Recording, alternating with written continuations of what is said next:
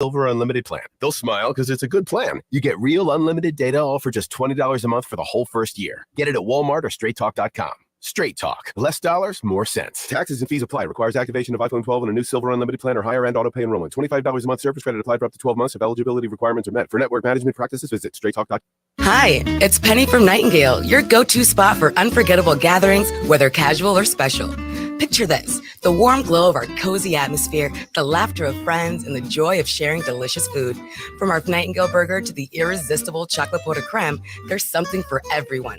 Plus, Chef Carrie is always cooking up something special for those memorable moments.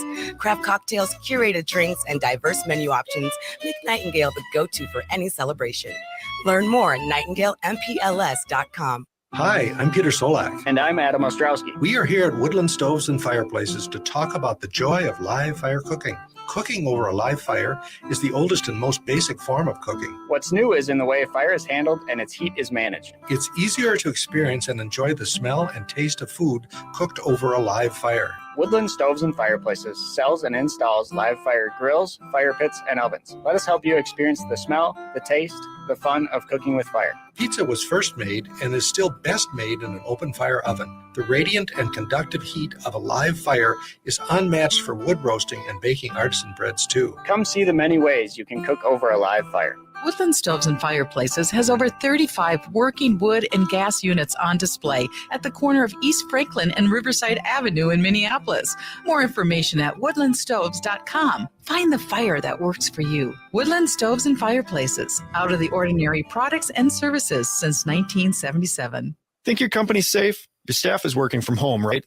As I speak, cyber criminals are mounting attacks across the country. Remember, when we're weakest, cyber criminals attack. Hi, Mark Sommerfeld from Rymark. The Rymark team is guiding our clients through these difficult times. In fact, demand has been so high, we created an easy-to-follow guide. It's yours free. Download our 5 steps to securely work from home now at rymarkit.com or call 651-328-8900 for a no-cost how-to discussion. Hey, Cudahy to all my friends and relatives in 4 directions. This is Robert Pilot of Native Roots Radio presents I'm Awake.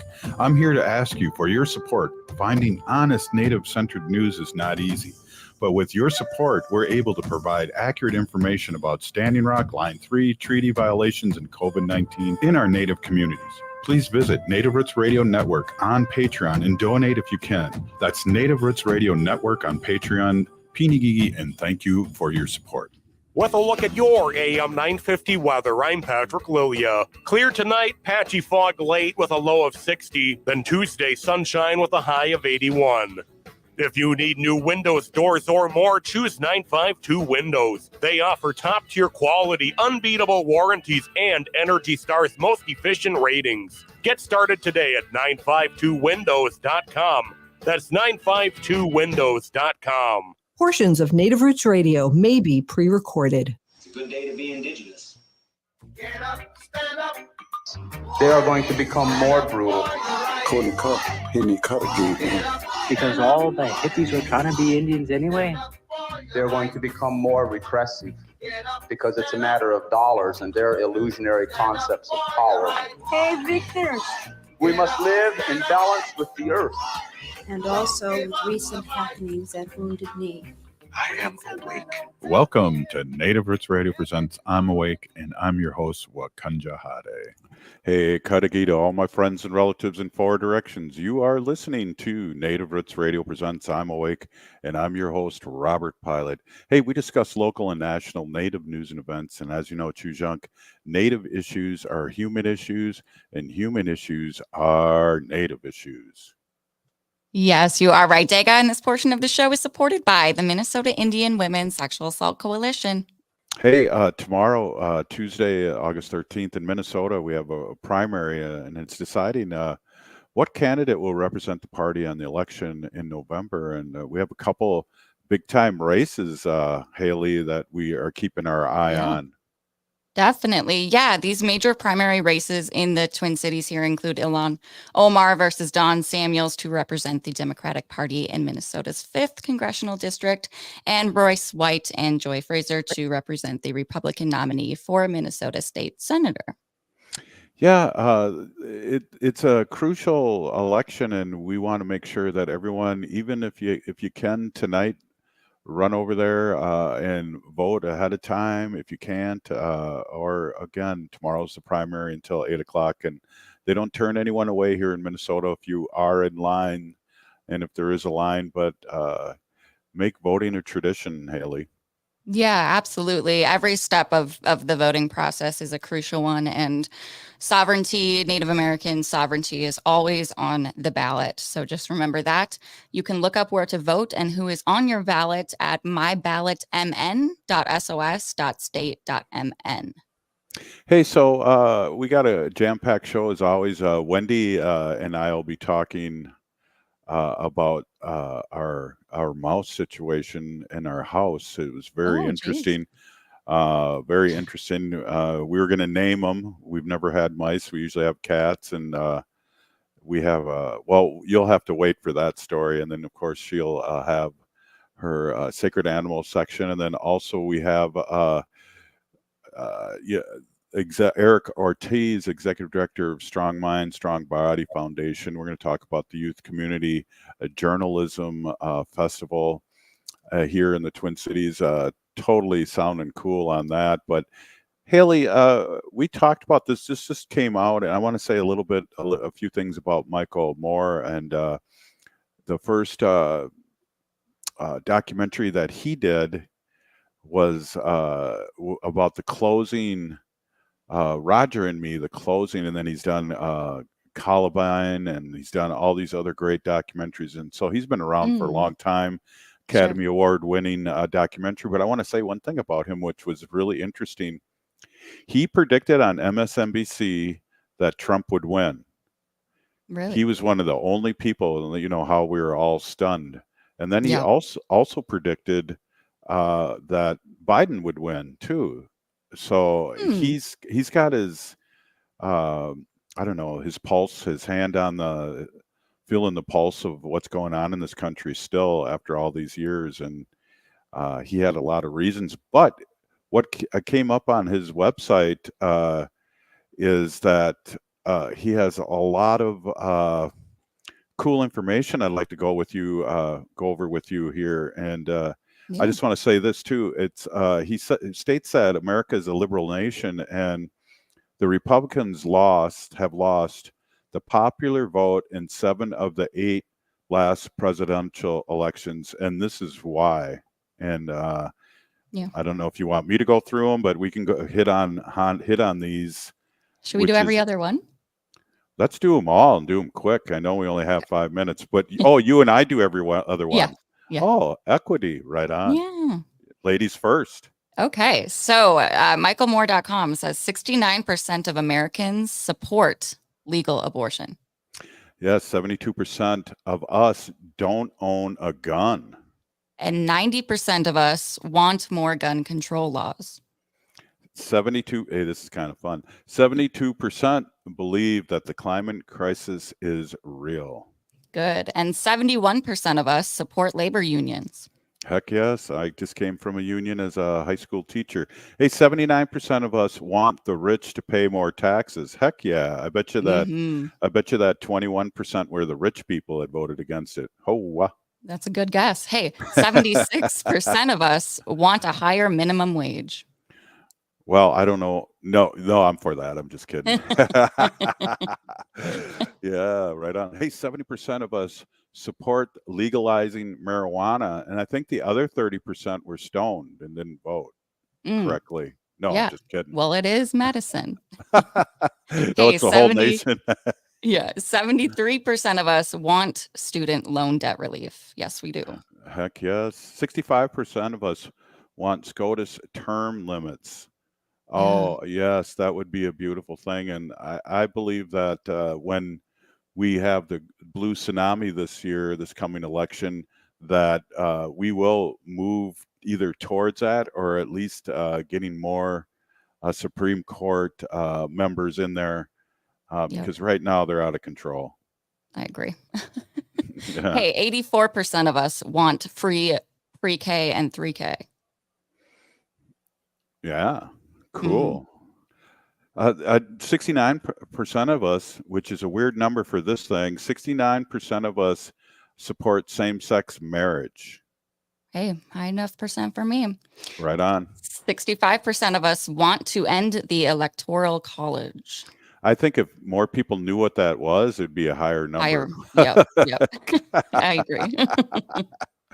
Hey, 89% of us oppose gerrymandering. Well, that should be 100% because, Seriously. really, Democrats gerrymander too. So, Yeah. But it's really bad here in Wisconsin. Well, I'm not in Wisconsin. I'm in Illinois right now, but I drove through Wisconsin. It's really bad. It is. Yeah, we've talked about it quite a bit. Right. Yeah. 70% of us, this is a big one, 70% of us want a ceasefire in Gaza now.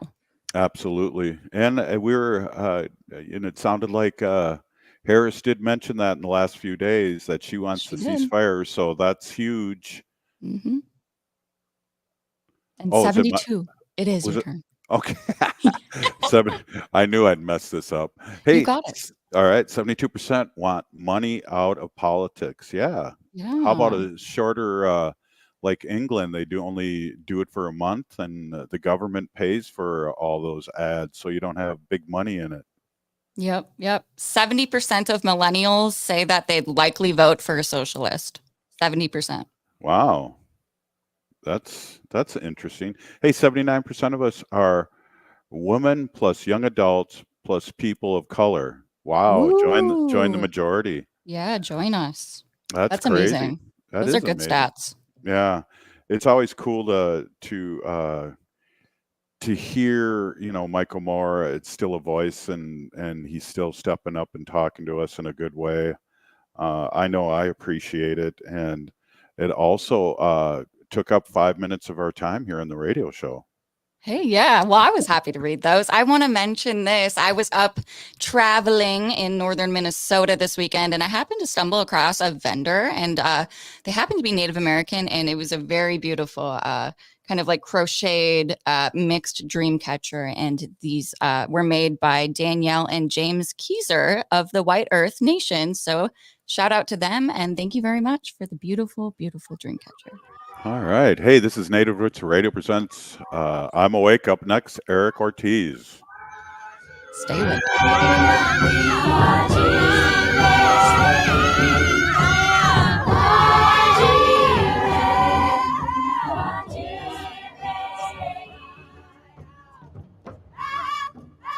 I heard sex trafficking happens a lot in Indian country. What is that? Here are some of the real reasons why sex trafficking happens in Indian country. Unequal gender roles that were forced on us by colonization. Communities don't have enough resources. Silence around domestic and sexual violence. Lack of attention and justice for missing and murdered Indigenous people. There's a lot of behavior that keeps our communities out of balance. These are just a few true reasons why Native communities are targeted by traffickers. When these acts of violence happen in our communities, it opens us all up for exploitation. Sponsored by the Minnesota Indian Women's Sexual Assault Coalition. Everyone likes a litter-free ride on Metro Transit buses and trains, so pitch in. Take pride in your ride and take your trash off with you when you get off at your stop. You'll find trash bins at every Metro station. Want to help clean up transit stops in your neighborhood?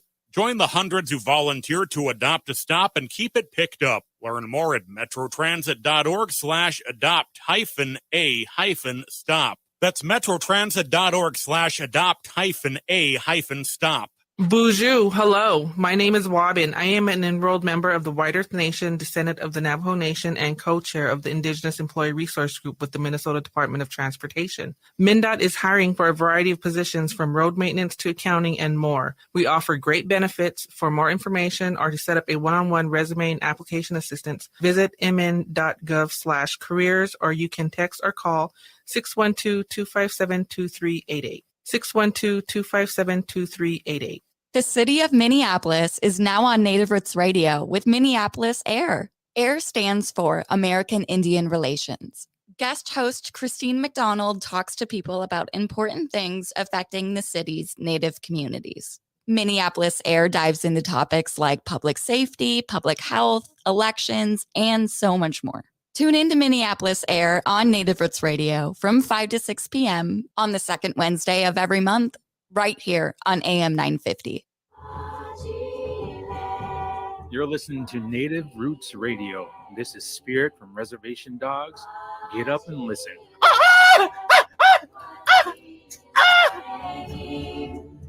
Welcome back to Native Roots Radio presents I'm Awake, and this is Robert Pilot. This portion of the show is supported by Native American Community Clinic on Franklin Avenue in Minneapolis, honoring health and tradition. Hey, we have Eric Ortiz, Executive Director of Strong Mind, Strong Body Foundation, and we're going to talk a little bit about the Youth Community Journalism Solutions Festival. Welcome, Eric.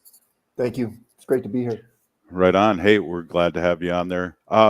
Let's talk a little bit what's happening. That's coming up tomorrow, and it's just the title. I've heard a little bit about this. It sounds really exciting, and it's almost what McGeezy used to do as an organization back in the 70s with college people that they would train to get into the media game. And so it's exciting to hear this, Eric. Yeah. So I'm with the Strong Mind, Strong Body Foundation. It's a youth and community development organization. We got started in 2021. And after coming out of the pandemic, there are a lot of needs in the community here in Minneapolis, and so we wanted to help fill those needs with a focus on youth. And so the last couple of years, we've been really active in the community to provide educational and economic opportunities for young people starting in middle school.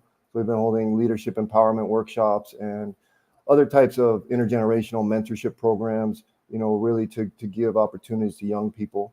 And this past spring, we created a Youth Community Journalism Institute to house all of our journalism initiatives. And as part of that, we launched a pilot in Ella Baker Middle School in Uptown Minneapolis.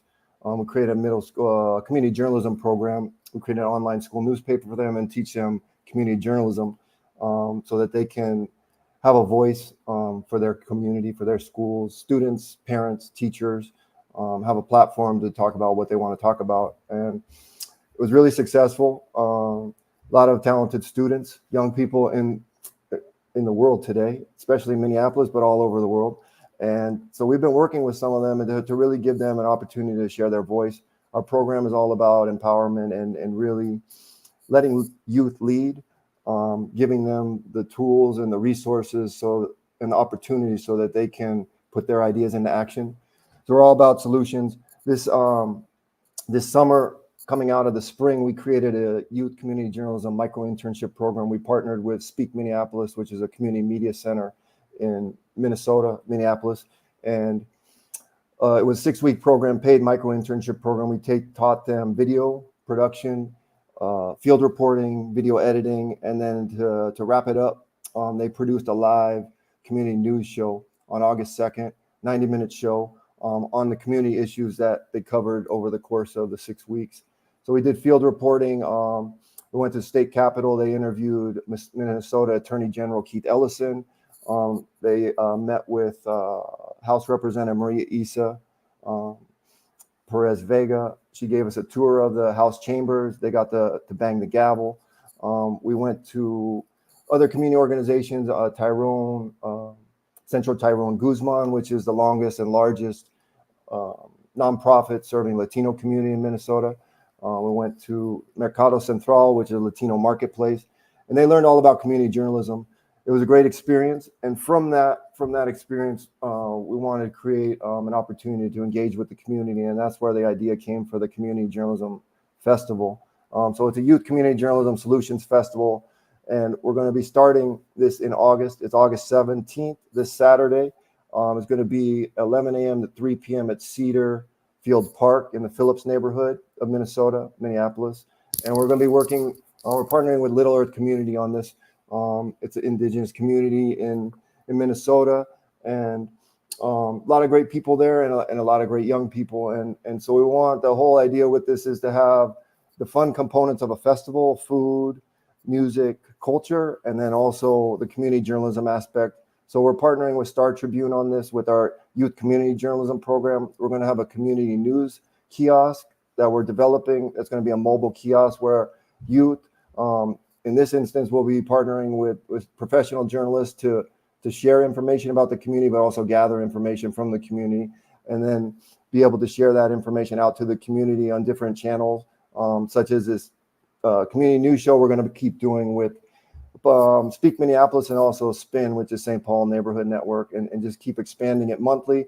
So we'll have a monthly TV public access show, and then also have a monthly event that tied to the issues that they're talking about, the community issues. So what came up in the course of the micro internship, a lot of the issues that the kids did reporting on, the young people were, drugs, public health, public safety, immigration, entrepreneurship, local business development, economic empowerment. And so we're going to bring together the community with community experts in those fields to talk about solutions, how they can learn about creating solutions to these issues, and working together as a community to help solve them. So what we do is all about action and solutions, and want to bring the community together with experts to help solve those issues. Eric, I wasn't able to ask a question. You answered them all, but I don't know if you know my background. I taught high school film and video for 30 years, and so this kind of stuff really excites me. And maybe we can partner too and do maybe a little segment here on Native Roots Radio. That'd be awesome. What's your background? What's your background, Eric? So I'm a longtime journalist. I got started a few years ago, going on 25 years now in journalism. I got started in sports journalism at ESPN.com. I was a digital editor in the early days of the internet, and I was in sports journalism. I was at ESPN for 8 years. Then I went to New England Sports Network in Boston, was founding editor of NESN.com. That's cable television home of the Boston Red Sox, Boston Bruins, and turned that into help develop that with a team of young journalists again, in the #1 regional sports website in the country. And then got a fellowship at Stanford, a John S. Knight Journalism Fellowship, and kind of transitioned into entrepreneurship, and with a focus on local news, community news. How can we amplify the voices of the underserved and marginalized, and really looked at how can we make local news sustainable? The problems that still exist today with local news. I started that's what I spent my year focused on. Coming out of that, I created kind of went into entrepreneurship, started a tech media company for a few years. I was focused on community journalism and mobile journalism, and really empowering and democratizing local news, and giving everyone the power to tell their own story and use their voice, and do their own reporting, and just continued that in different roles. Started a lot of newsrooms, built a lot of newsrooms, and been doing that for the last few years. But really, I'm passionate about community building, strengthening communities. And that's kind of where the intersection of my work is today. It's at the intersection of journalism, community building, youth education, and how the community can really use asset-based community development, focus on the strengths of the community to create solutions for the community. So that the Strong Mind, Strong Body Foundation is a key part of that. I also have a day job with the Pivot Fund. That's a venture philanthropy organization, and that's focused on investing in community news organizations in underserved communities of color, immigrant communities, rural communities. And so this is how I got connected, with the Little Earth community. So we're doing a news landscape analysis of the state of Minnesota, or the Midwest, but starting in Minnesota, and looking at where underserved communities getting their trusted news and information. And so we did, I led some focus groups here and listening sessions on the ground. And so we had one with the Little Earth community in May. I met Jolene Jones, who's a community leader at Little Earth, and Cassie Holmes, another leader. And so from that, just stayed in touch with them, and talking with them, and then had this idea: how could we take our research that we covered the whole state, and really identified some emerging and existing media entrepreneurs who are doing non-traditional things in media, but serving the communities and different communities in very impactful ways. How could we take this research, which is going to be part of a public report that we're in the final stages, and will be released soon. I'll share with you all, and you can share with the audience too. I think it'll be interesting to a lot of people, but it's all about creating a healthy media ecosystem for everyone. Right now, as a lot of people know, media is not serving everyone. There are a lot of people whose news and information needs are not being met by traditional media, legacy media, mainstream media. And so those gaps are being filled by a lot of people in different communities, and Little Earth communities. So Little Earth Residents 411 is a Facebook page that's run by Jolene and Cassie, that serves over 3,500 people in the community, and is getting news and trusted news. And there's a lot of media organizations like that exist in different communities, indigenous communities, rural communities, Black communities, Asian communities, Latino. And we talked to a lot of them and identified them. And we're going to be doing this in other states. So we're going to Michigan next to cover that. Then we're going to look at Wisconsin and Illinois. So all this work that I'm doing is interconnected, really, and using journalism and community journalism, community-centered journalism to help solve problems. Use journalism as a vehicle for change and social good, because a lot of journalism or a lot of media right now is not really upholding that standard of journalism. Right. Well, we agree 100%. We started Native Roots Radio because of the lack of journalism on Standing Rock, and that's now we've expanded over 30 stations across the country. And so, Eric, we got to have you on again because you have a lot of knowledge, and we'd love to have you on at least a half a show. Exciting things you're doing for our community, and you sound like a doer, and we really appreciate what you're doing. This is crazy what you're doing. It's excellent. Haley, what do you think? I love what you guys are doing too. You're going to be in the report. I talked with Chad Larson last week about what you guys are doing at AM 950, and you guys are doing great work. So thank you for having me, and I'd love to be back. Right on, and then maybe you and I can do a baseball podcast because love that too. Any sports you want to talk about? I'm a baseball fan. I love baseball. Yeah, I used to play, and I still love it. It's a great game. On. Yeah, well, you were out in Boston, and I know how crazy they are out there. They are. They're very passionate about their sports. That's one way to put it.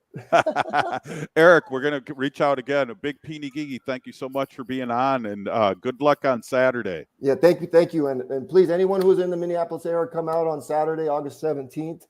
11 to 3 will be at Cedarfield Park. All are welcome. Hope to see you there. Big Peeny Gigi, Eric. Thank you. Hey, this is Native Roots Radio presents I'm Awake, and we'll be right back.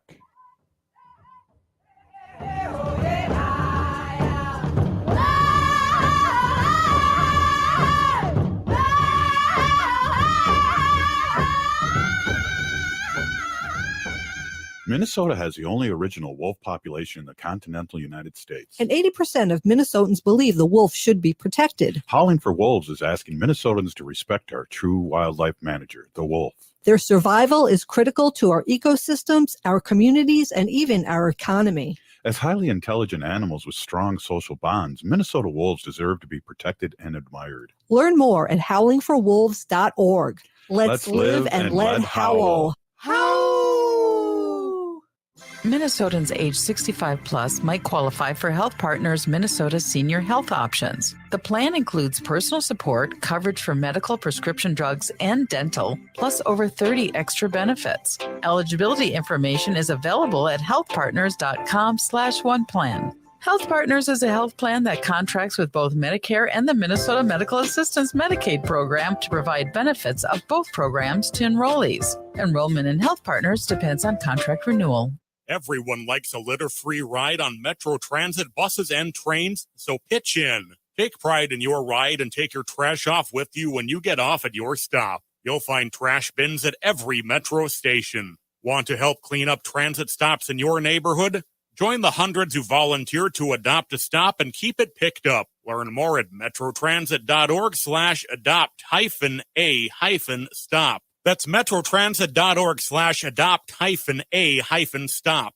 Hi, Jim of Better Futures Minnesota here. Does your business or organization need janitorial services, lawn care, or snow removal? Obtain a free, no-obligation estimate from Better Futures Minnesota when you let us know that you heard about us on AM 950. Our supervised, hardworking, and affordable crews will handle your interior and exterior building and property maintenance needs while you help men in the community transform their lives and walk on a positive path to success. It's a win-win. To learn more, go to betterfuturesminnesota.com under Business Services. J&S Bean Factory is a Native-owned, community-supported, cozy, artsy coffee shop which offers roasted on-site beans, live music, and baked goods. Relax in the beautiful outside patio.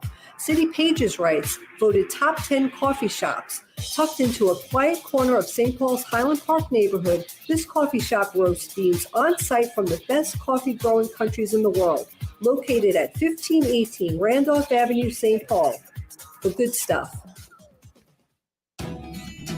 Back to school is just around the corner, and Seward Co-op is here to help get students of any age stocked up. with affordable organic options, specialty snacks, and meals from the hot bar for nights when you don't want to cook. Whether you need coffee to get your school drop-off going or just need a place to study, Seward Co-op has you covered this school year. Learn more at seward.coop. That's seward.coop. Hi, Matt McNeil here. I've had people ask if my son Charlie took our RAV4 from Rudy Luther Toyota on a cross-country road trip, and indeed he did. He headed west and saw the national parks of South Dakota, Montana, Utah, California, Arizona, Colorado, and then back home. He drove 5,000 miles. The RAV4 performed great, and he had a fantastic time. Not only was the RAV4 great on long highway stretches, but it easily handled the back roads too. And with the RAV4 Hybrid, the fuel efficiency was incredible, saving him a ton. Test drive the RAV4 today at Rudy Luther Toyota, 5 miles west of Minneapolis on 394. With a look at your AM 950 weather, I'm Patrick Lilia. Clear tonight, patchy fog late with a low of 60. Then Tuesday, sunshine with a high of 81. Vinaigrette can add the perfect complement to your next home-cooked meal. Taste test their wide selection of oils and vinegars, and they'll bottle it for you right on the spot. Vinaigrette is located at 50th and Xerxes in South Minneapolis. Check them out at vinaigrettemn.com.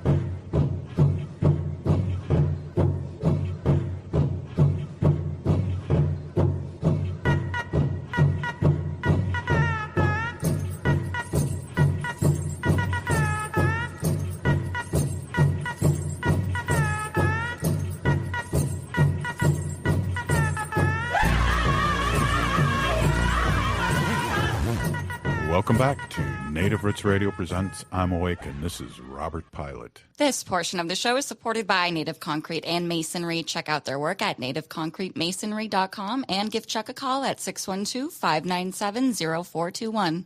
Welcome back to Native Roots Radio presents I'm Awake, and I'm your host, Robert Pilot. Hey, it's going to be like a fun fact Friday here. We got Wendy on a little early this week. We got fun stories to talk about, and I want to introduce my awesome and beautiful wife, Wendy. Wendy's been an advocate for many years, and a great storyteller. Welcome, Wendy. Hey, everybody. My name is Hanajihihani. That means cares for them. I was given that name by my Dega Curtis. Curtis goes by Mashke Hanajinga, which means walks on white clouds. I'm a humane policy volunteer leader for the Humane Society of the United States, and I work on animal issues at the local and state level. It's always my pleasure to do that. Well, we had a mishap here the other night. I was sitting on the couch watching reruns of Grey's Anatomy late in the morning. I don't know, it was like 1:30 in the morning. And it was 2 when you woke me up. Yeah, well, I'll tell you what happened. So I heard a little scratching noise and a little noise, and I didn't know what it was. So I turned around, and in our gas fireplace insert were 2 mice. No, at first it was 1. At first I only saw 1. But then on further investigation, there were 2 mice inside the gas fireplace. By the way, Woodland Stoves and Fireplaces installed this gas fireplace. They converted our wood-burning fireplace to a gas-burning fireplace a couple of years ago. We really love it, enjoy it in the wintertime all the time. But anyhow, I was standing there just like freaking out, and I was like just astonished. I did not know how they could have gotten inside. It's a gas fireplace, so it's like sealed airtight, you know, the little compartment where the fake, logs are and stuff. But I was just sitting there, and then finally I was just like, I don't know, I have to wake Robert up. So I went upstairs and woke him up out of a sound sleep, and he came downstairs, and we were just trying to brainstorm on how we can get these mice out. Now, we did see one of the mice jumping up in the back of the fireplace, trying to go back up through the chimney, you know. So we're like, wow, they must have fell in from the top of the chimney. You saw some leaves, too. Yeah, there were leaves in the fireplace, too. And we've never had that before. Ever. Oh, my gosh. So anyway, I felt bad for these mice because I'm like, it must have been really scary for them, they're all of a sudden inside of somebody's fireplace. And it looked like an aquarium, with the glass in front and the two mice. Well, we did get the screen out, but we didn't know what we were doing. We didn't know what we were doing. I couldn't get the glass off the fireplace. Anyway, right in the morning, first thing, I called Woodland Stoves and Fireplaces, and they sent one of their technicians over to help me. So the guy came over, and, he was just kind of like thinking about, what we should do about these mice, A couple of, I'm not going to say friends, but a couple of people who heard about this story would just like, well, just turn the fireplace on and burn them. Yeah, that's not anything I'm ever going to do, even in my lifetime. I don't even think if I didn't like mice, I could do that anyway. But anyway, so the guy came up with this really unbelievable solution. I didn't believe it. So what he did was he said to me, I'm going to put a rope down from the top of your chimney all the way down into your fireplace, and hopefully the mice will climb up on the rope to get out. He said years and years ago this happened with a squirrel. So he went on top of the chimney, and he told me there were mice that got inside the cap of the fireplace, and they made a nest. And we had a really bad wind and rainstorm, right? That night. And the wind and the rain must have just blew the whole nest down into the fireplace, down the flue into the fireplace. And those little two mice were they were really cute. So anyway, he came over and he put the rope down the chimney, and I went upstairs in my office to do some work, and I came back down like 2 hours later, and the mice were gone. Like they knew to climb back up through the flue and get out.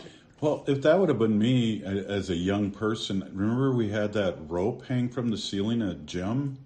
Yeah. I didn't have a lot of upper body strength when I was young to pull myself out of there. Well, you weren't a mouse either. Well, I was kind of mousy. Anyway, so the mouse are gone. He modified our cap on top of the chimney so that no critters could get in there anymore.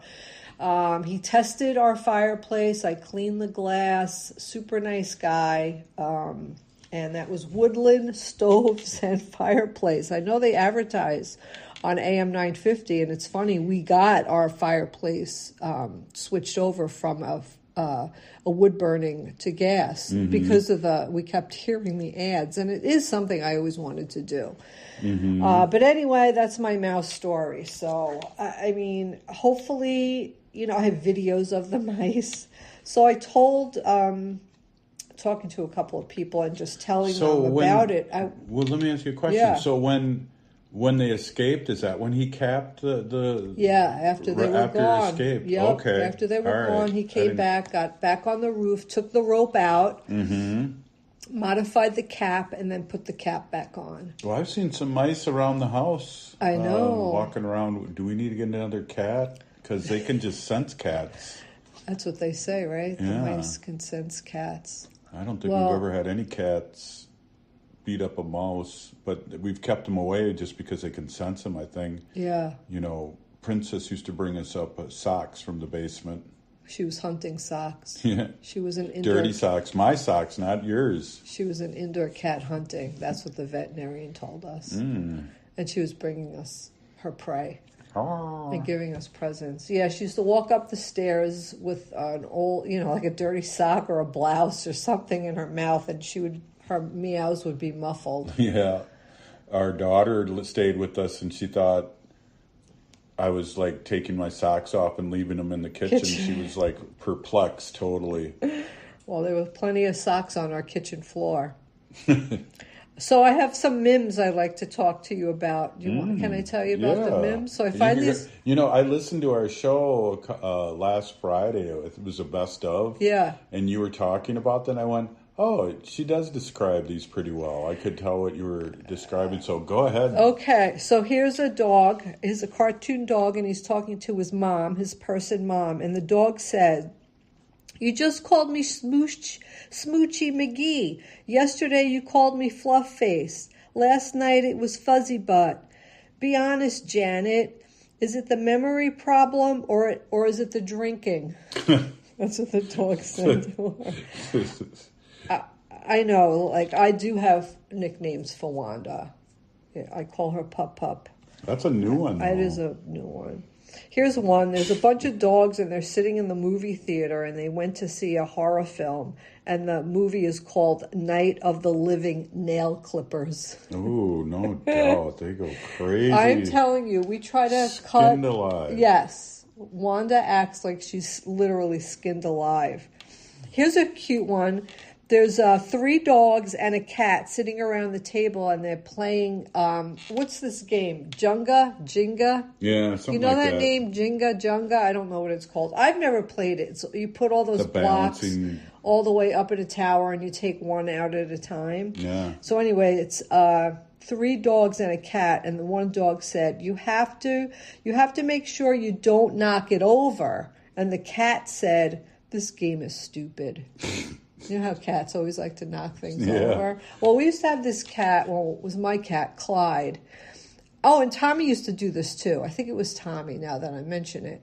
Tommy used to go jump on the dining room table, and what was ever on the dining room table, he would swat like a pen. If there was a pen on the dining room table, he used to knock it down and like try to hit the dogs with it. Well, Tommy would be right on the table right now with us. I know, he would be. And here's 2 cats, and they're sitting on a couch, and there's a box of catnip in between them, and they look like they're a little stoned, and the one cat says, the long journey to breakfast begins with the first step on our human's face. And then the other cat said, that is so true, man. A burnout cat. Burnout cats. Here's a Martian ship with 2 Martians, and they captured the cat, and the cat is just sitting there looking very casual, licking its paw and cleaning itself. And the Martian says to the cat, we were hoping you could teach us how to make another species become our servant. Right? Because cats do that, right? God. I know. All right, here's another one. Here's a dog, and he's in the psychiatrist's office, and the dog is lying on the couch, and the therapist is looking out the window at a squirrel. And the dog on the couch says, I want someone who will pay attention to me. Is that too much to ask? No. But the therapist is looking out the window. The therapist is a dog, though. Therapist is a dog looking at a squirrel and not paying attention. I know. Oh my God, these are terrible. I like this one. This one's a cute one. You'll like this one. 2 dogs sitting out in front of their houses on the lawn, and one dog says to the other one, I love being a part of the political process. Let's go pee on some lawn signs. Jesus. All right, time for one last one before we hit the break. All right, there's a guy sleeping in the bed, and his dog is sleeping on the bed with him, and the sound from outside the window comes, woof, woof, woof. That's from outside, and the guy sleeping said to his dog laying on the bed, it's too late, don't answer it. Oh. Oh my God. All right. Well, it's a good way to start a Monday here. Yeah. Happy Monday. All right. This Native Roots Radio presents I'm Awake, and we'll be right back after this short break. Stay with us.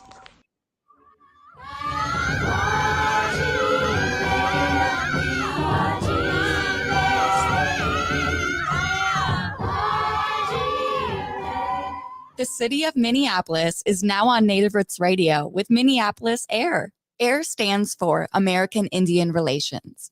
Guest host Christine McDonald talks to people about important things affecting the city's Native communities. Minneapolis AIR dives into topics like public safety, public health, elections, and so much more.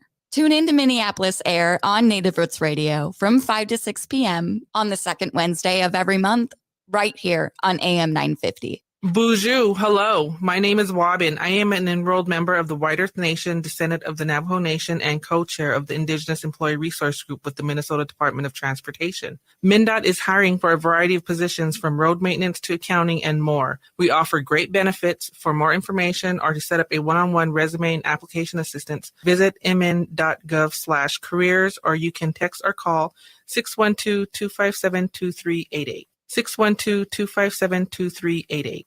Hi, it's Robert Pilot from Native Roots Radio. If you need new windows for your home or business, I highly recommend 952 Windows. They offer windows and doors with the longest warranties and Energy Star's #1 most efficient ratings. I can personally vouch for them, having known the owner for decades. They did a fantastic job on our second floor addition 20 years ago, installing windows, roofing, siding, and even adding a master bedroom and bathroom. 952 Windows is part of Loyal Home, founded by some of the Ethics award-winning former Window Light employees. In my opinion, they're one of the most best-kept secrets in remodeling. As Onyx Bath and Rosebud cabinet dealers, 952 Windows guarantees top-quality products. Most of their business comes from referrals, so much so that they have been called the best-kept secret in remodeling by their competitors. For unbeatable deals and trusted service on windows, doors, roofing, siding, kitchens, bathrooms, and more, call 952 Windows or visit 952windows.com.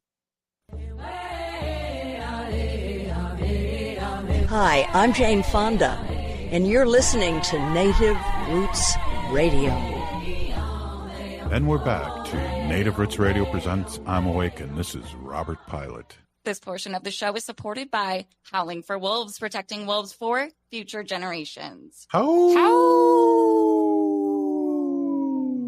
here's Wendy with the new sacred animals. Thank you, Robert. Thank you, Haley. Hey, everybody. My name is Hanaji. That means cares for them. I was given that name by my Dega Curtis. Curtis goes by Mashke Hanajinga, which means walks on white clouds. I'm a humane policy volunteer leader for the Humane Society of the United States, and I work on animal issues at the local and state level. And as always, it's my pleasure to do that. I have some good news today. This is from World Animal Protection US, and they are an organization that cares for animals all over the world, but they have really good news. Massachusetts is banning wild animals in circuses. This passed the Senate, and now it's headed to the governor's office. And just 3 days ago, the governor passed House Bill 4915, which bans using primates, bears, wildcats, giraffes, and elephants in circuses. And this was just signed into law 3 days ago by Massachusetts Governor Maura Healey. And this is after a unanimously passed the House and passed the Senate. What a wonderful thing. So thank you, Governor Healey. And thank you for caring about the animals in the circus and taking care of this. This is really an important thing. Robert and I have been protesting and talking about wild animals in circuses for years now. And, when I was a kid, I remember my mom taking my sister and I to the circus, and there was a bear riding a bicycle around. And I'll never forget this. He had kind of like a hook in his nose, like through his nostrils, and like a wire, like a small chain going to the trainer, and the trainer had a whip in his hand. And I remember as a small child, like thinking about this and saying, like, this bear is not having fun. Like, this is not what a bear should be doing. Like, I didn't really understand it, but I remember leaving the circus and being sad. And I told my mom I don't want to ever go back to the circus. And I didn't really know why, but I remember that. And I remember that bear.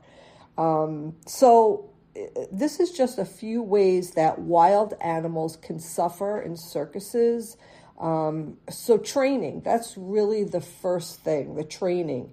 Animals may be trained using physical abuse, which is whips, electric shock devices, bull hooks, chains, clubs, and restraints. This training can begin when an animal is just a baby, such as when baby elephants are taken from their mothers at 18 to 24 months old. So really, the training is just intimidation. A lot of people will go to like SeaWorld, for instance, even these mammals, these beautiful dolphins and whales that are kept in these tiny tanks, they do the tricks because of intimidation. If they don't do the trick, then they may not get to eat. So it's not like they're having fun. It might look like they're having fun, but they're not. They're definitely not. I wanted to talk about the bullhook thing since I mentioned this. This is something that we all worked on as a humane policy volunteer leader years ago. What happened was we were trying to ban circuses coming into Minneapolis, and we were hitting roadblock after roadblock after roadblock. But what we were able to accomplish was getting the bullhook banned. So the bullhook is actually exactly what it sounds like. It's a big hook on a big stick that the trainer uses for using the elephants. So this hook goes behind their ears. The elephant is pulled with it. The animal is hit with this. And this is the only way that a trainer could control an elephant. The elephant is learned at a very early age to be afraid of this bull hook. They know when they see this means business, and they will get hurt if they don't do what the trainer says. So what we were able to do, we couldn't stop the circus because of roadblock after roadblock, but we were able to ban the bull hook. So just for us being able to ban that bull hook, the circus doesn't come to Minneapolis anymore because they can't control the elephants. So they're just not going to leave the elephants behind and take the other animals and have the circus. They just stopped coming to Minneapolis. So we tried to do that in St. Paul. The thing is that the state fairgrounds where the circus is held at the Minnesota State Fairgrounds, it's kind of like their own sovereign nation there. And we can't, by law, change things like that. So what we do when the circus comes to St. Paul is we get out there and we protest. We have our signs, we have brochures, and we hand it to people and talk to people, because most people don't really understand what the suffering of these animals. So another thing is confinement, right? The animals are kept in small cramped trailers or cages for most of their lives. They may be also chained to confined small pens that restrict their movement. These spaces may not allow animals to climb, dig, run, bathe, or swim. So what they do, they're usually on trains or brought across the country in these small confined places. The only time they're out of these confined spaces is when they're on the circus floor and they're being intimidated by their trainer with a whip, with a chain, with a bull hook, etc. Social deprivation. Animals may be deprived of their natural social companions and taken away from their mothers. This can lead to a lack of social competence and chronic suffering. This is mental abuse. Unnatural social structures. Animals may live in unnatural social structures or solitary confinement. Performance. Animals may be forced to perform in uncomfortable, confusing, and painful acts. Underfeeding. Animals may be underfed, which can lead to health problems and abnormal behaviors. Loud noises and crowds. The loud noises and crowds of the people at the circus can be frightening or upsetting to them. So it's really a terrible thing. And capture and transport. Animals captured in the wild may die from stress during capture and transport. So these are all the ways that circus animals suffer in the circus, and that why Robert and I and the Humane Society of the United States try to talk to people and educate them about the suffering that these animals go through, and hopefully people will stop going to circuses that have animals. I just took our godchildren to a circus. It's called the Royal Canadian. They have no animals in the circus. They have acrobats and dancers and motorcycle drivers and all kinds of things. It was a spectacular show with absolutely no animals involved, no animals captured, no animals being tortured and put in tiny cages and in solitary confinement and being intimidated by these cruel ways of training. It's not like your dog, you know. Wanda, I train her, but I use positive reinforcement, so it's fun for her. But these animals are not trained with positive reinforcements, although I'm sure the trainers would like to tell you that, because if you really knew the truth, you wouldn't be attending the circus. So if you see a circus online, it's coming to your town, don't go. And talk to people who might be going and educate them, right? We have to stop this. This is 2024. Anyway, way to go, Massachusetts. This is really a wonderful thing that just happened. So back to you, Robert. Back to you, Haley. You are listening to Native Roots Radio. If you have been listening to the show, you are part of our resistance. We need to resist, divest, join a group, run for office, vote, and free Leonard Peltier now. We'll be back tomorrow.